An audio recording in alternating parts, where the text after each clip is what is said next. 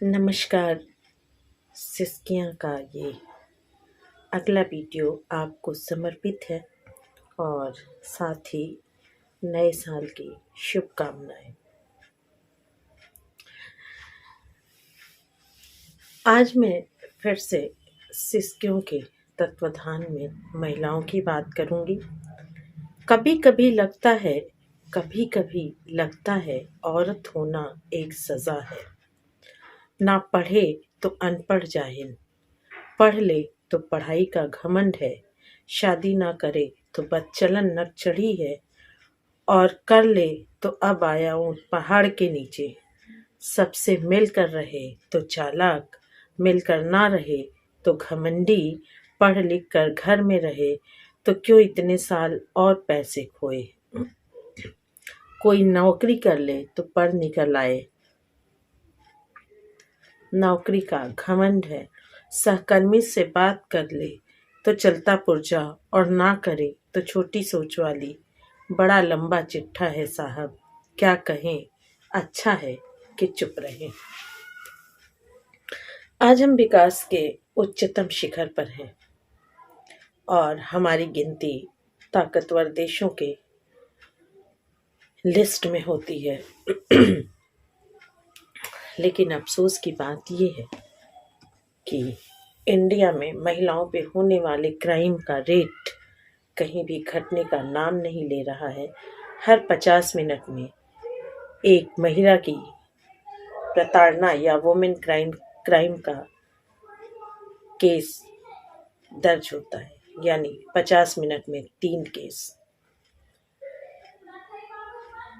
20 minute से भी कम समय में इस देश में 130 करोड़ की जनसंख्या में एक crime, women against crime file होती है। और ये सरकारी आंकड़ा है। आपको भी पता है, मुझे भी पता है कि सरकारी आंकड़े क्या होते हैं और रियलिटी क्या होती है। अभी ये नया साल शुरू हुआ है, बहुत सारे तामझाम, बहुत सारी बातें हुई हैं, लेकिन नए साल के पहले दिन देश की राजधानी दिल्ली की पोल खुल गई है, जहां पुलिस वालों के दावे खोखले साबित हुए हैं। एक लड़की जिसे बहुत ही अमानवीय तरीके से मार दिया गया।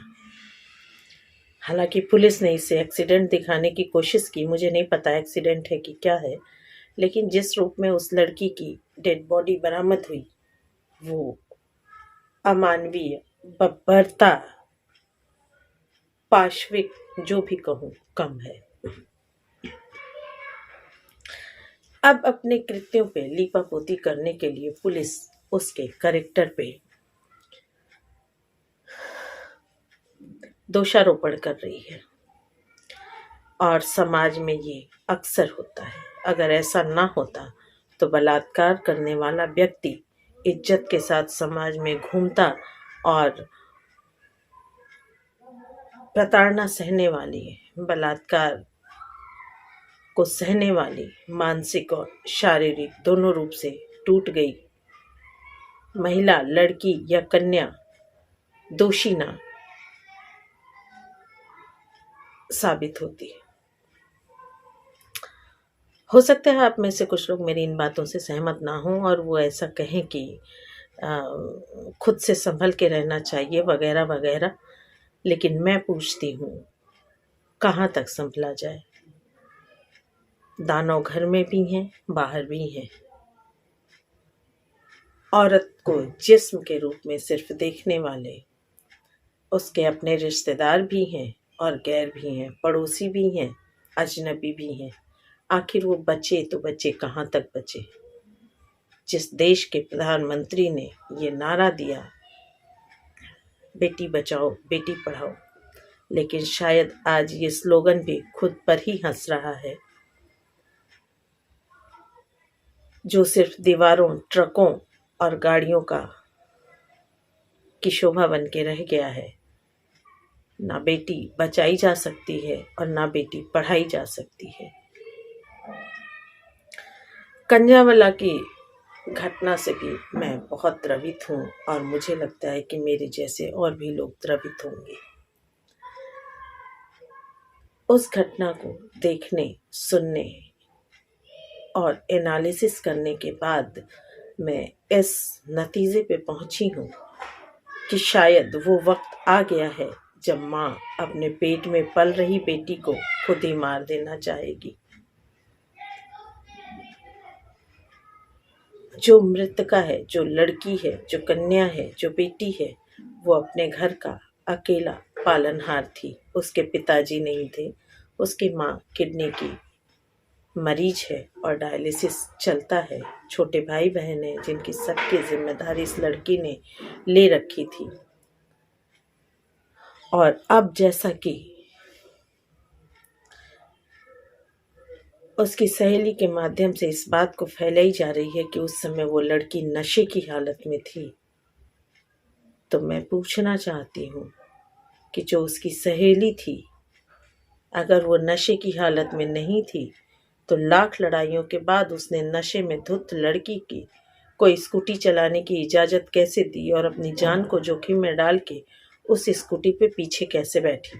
जिस तरह एक्सीडेंट के बाद वो पैदल घर गई, उस तरह उस समय भी वो जा सकती थी। पहली चीज। दूसरी चीज, अब इन बातों का कोई मतलब नहीं है कि उसका बॉयफ्रेंड से झगड़ा हुआ या क्या हुआ। जिस तरह से उसे मारा गया, जिस तरह से उसकी जान ली गई, मायने वो रखता है कि मानवीयता है कहाँ, संवेदना है कहाँ। आज हम किसी और की बेटी के लिए संवेदना व्यक्त कर रहे हैं। भगवान न करे अगर हमारी बेटी के साथ होगा तो क्या होगा।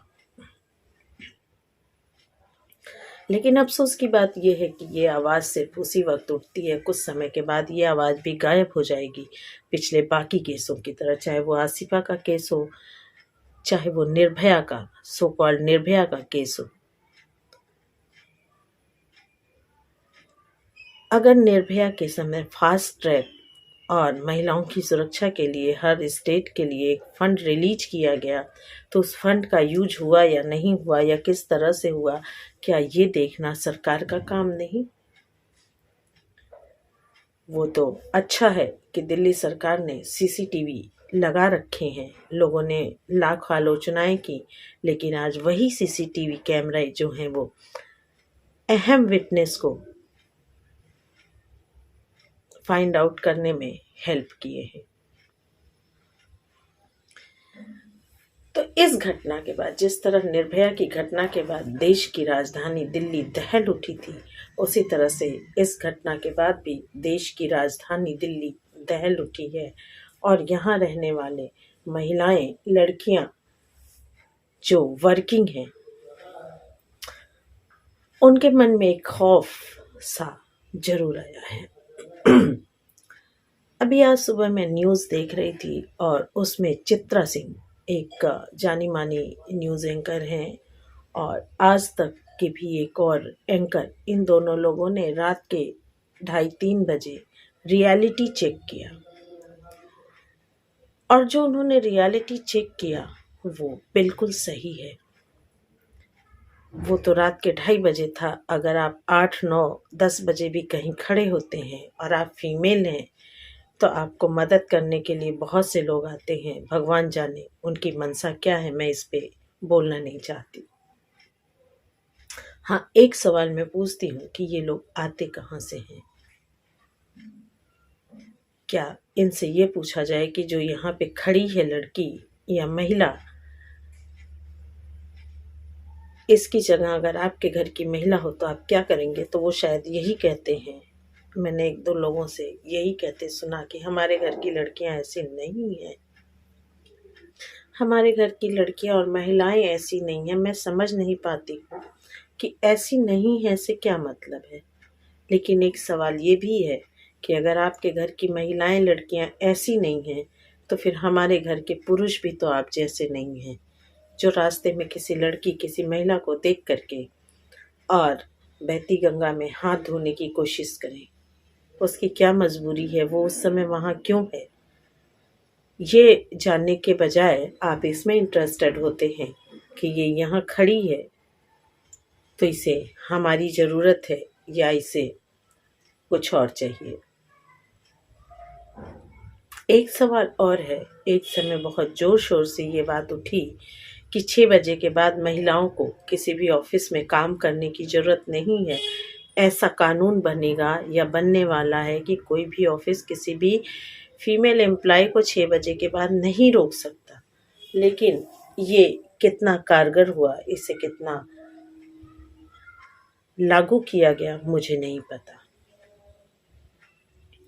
लेकिन ले दे करके बात वही है कि महिलाएं सुरक्षित कहाँ हैं? ना कोख में, ना विद्यालय में, ना घर में, ना ससुराल में और ना ही वृद्धाश्रम में। तो जब चार दीवारी के अंदर ही महिला सुरक्षित नहीं है तो खुले आसमान में तो उसकी सरपरस्ती किसी के पास है ही नहीं। ये एक समाज की भी जिम्मेदारी है कि वो देखें कि आपके समाज में क्या संस्कृति चल रही है, किस तरह संस्कारों को सुरक्षित रखा जा रहा है। सिस्किया के माध्यम से मैं समाज से भी और प्रशासन से भी एक मांग करना चाहती हूँ कि स्कूलों में बाकी सब्जेक्ट की तरह एक सब्जेक्ट हमारे कल्चर और हमारी संस्कृति भी होनी चाहिए, जिसमें मॉरलिटी का पाठ पढ़ाया जाए, जिसमें ये बताया जाए कि इंसान को इंसान की रिस्पेक्ट करनी चाहिए, लड़कों को लड़कियों की इज्जत करनी चाहिए। अगर वो सही मायने में खुद को मर्द समझते हैं तो लड़की या महिला किसी के भी घर की हो, एक गार्जियन की तरह उसकी रक्षा करना आपका कर्तव्य है। साथ ही लड़कियों को अपनी सुरक्षा के लिए विद्यालय, स्कूल शिक्षा दे। जितनी तेजी से इंग्लिश मीडियम में इंग्लिश भाषा को महत्व दिया जाता है, उतनी तेजी से अगर आप एक महिला, एक लड़की को शुरुआती दौर में अपनी सुरक्षा करने का पाठ पढ़ाएं तो शायद ये क्राइम बहुत हद तक रुक जाए। हालांकि दिल्ली की घटना में इन सब के बावजूद वो कुछ नहीं कर पाती जिस तरह उसे मार दिया गया। आज जिस तरह से सारे न्यूज़ चैनल अचानक से एक्टिव हो गए हैं, संवेदनशील हो गए हैं, पर साथ में जो गोदी मीडिया है वो लड़की के कैरेक्टर पर उंगली उठा रहा है और पुलिस की छवि को साफ पाक करने की कोशिश कर रहा है। मैं नहीं जानती उनको ये इंस्ट्रक्शन कहाँ से मिले हैं, लेकिन एक प्रायोजित कार्यक्रम जैसा ही दिख रहा है जहाँ उस लड़की की दोस्त से इंटरव्यू लिया जा रहा है। खैर, ये तो बहुत पुरानी समस्या है, चाहे वो निर्भया का ले लें, हाथरस की अंकिता का हाथरस की बेटी का ले लें, उत्तराखंड की बेटी का ले लें, आसिफा का ले लें, अभी कुछ महीनों पहले करनाल में हुआ हादसा ले लें, या ताजी घटना कंजावला का ले लें।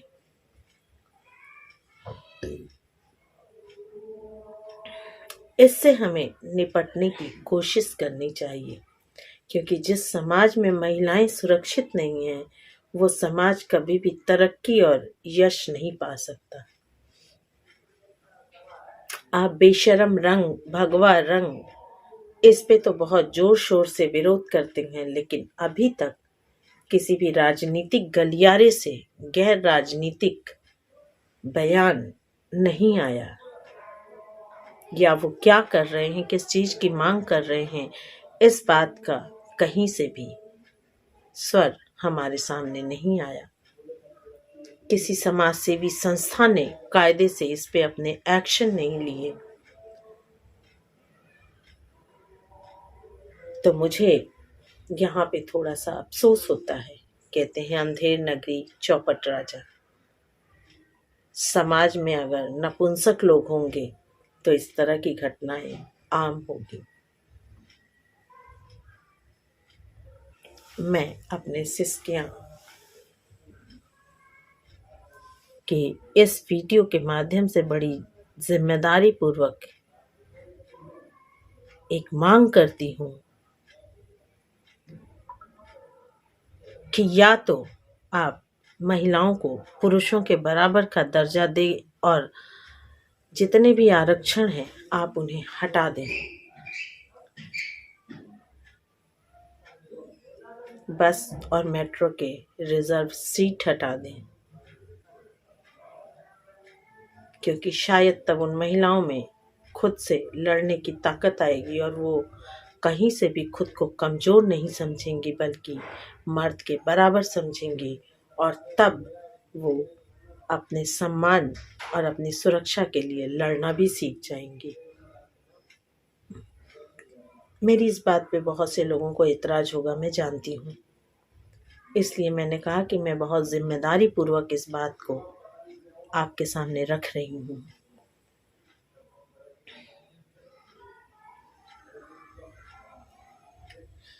और मैं उन महिलाओं से भी कहना चाहती हूँ जो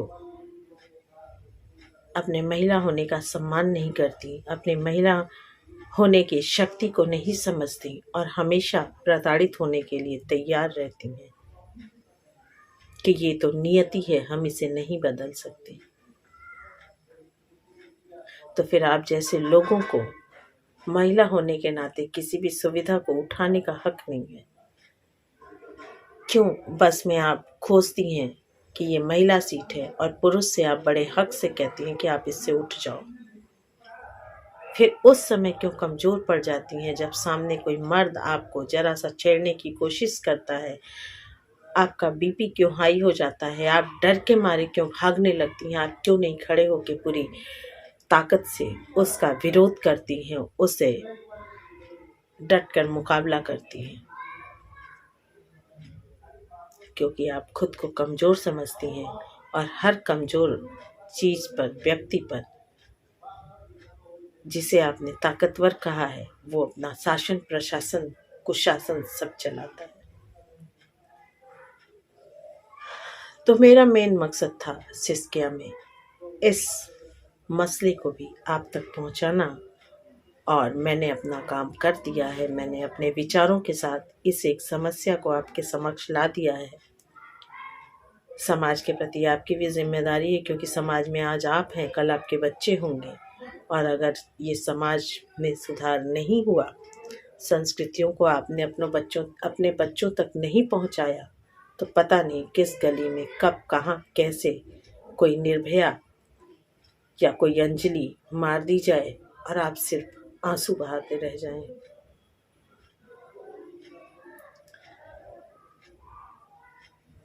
और आपसे भी मैं कहना चाहती हूँ कि पहली पाठशाला जो घर होती है, पहली टीचर जो माँ होती है, सबसे पहले अपनी बेटी को आत्मरक्षा का पाठ पढ़ाएं, आत्मसम्मान समझाएं और अपने बेटे को किसी भी लड़की की रिस्पेक्ट करने की शिक्षा दें।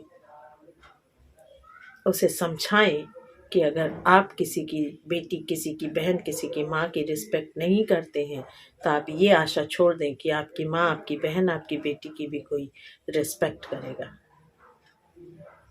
तो आज के लिए इतना ही। फिर मिलूंगी सिस्कियाँ के अगले वीडियो में किसी और सिस्की के साथ, किसी और समस्या के साथ। तो अपना ख्याल रखें और हमारे इस चैनल को सब्सक्राइब करें, लाइक करें, शेयर करें।